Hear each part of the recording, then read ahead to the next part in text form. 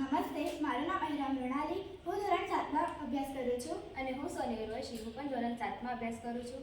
અમે બંને બરોડા હાઈસ્કૂલ દંતેશ્વર ગુજરાતી માધ્યમમાં ભણીએ છીએ. અમારા પ્રોજેક્ટનું નામ છે અંધ વ્યક્તિ માટેનું ટ્રાફિક સિગ્નલ.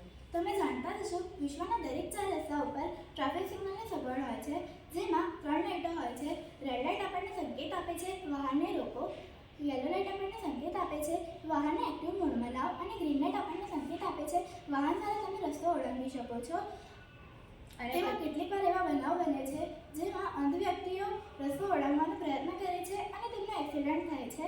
જે તેમના પ્રોજેક્ટ બનાવ્યું છે, જેમાં જ્યારે ગ્રીન લાઇટ થશે ત્યારે એકવાર બઝર વાગશે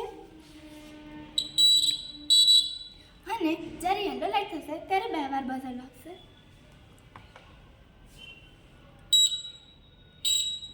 અને જ્યારે રેડ લાઇટ થશે ત્યારે બઝર કન્ટિન્યુઅસ વાગશે.